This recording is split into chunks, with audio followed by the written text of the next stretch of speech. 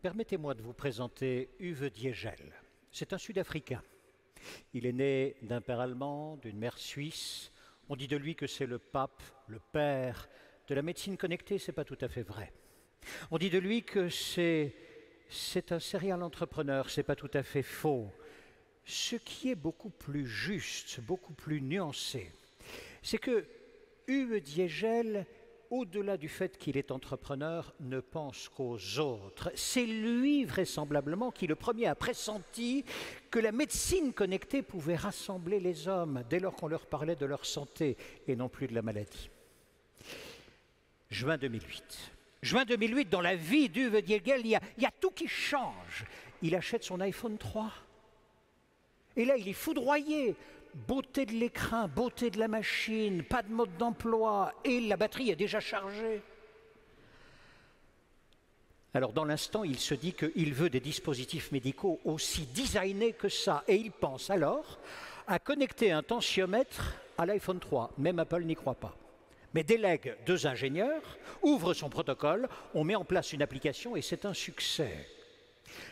Quand il revoit toutes ces années, Uwe Diegel dit quand même « Je n'ai été qu'un marchand de plastique ». Car ce qu'il veut, ce sont d'autres connexions avec les autres. Il veut être vraiment utile pour les autres.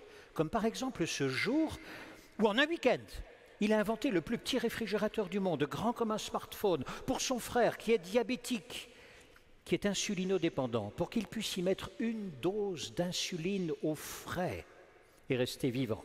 Et aujourd'hui, voyez-vous, dans le monde entier, il y a des milliers de personnes qui voyagent avec ce petit réfrigérateur portable. Il l'a appelé Live in a Box.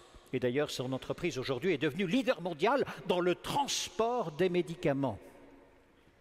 Voilà ce que fait Uwe Diegel aujourd'hui. Et pourtant, rien ne le prédestinait à changer ainsi le monde alentour.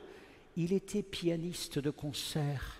Il voyageait dans le monde entier avec ses amis, avec Chopin, avec Rachmaninoff, avec Liszt. Il adorait suspendre les notes, jouer des accords que seuls les anges peuvent entendre. Jusqu'à cet accident de voiture qui le prive de l'usage d'un bras.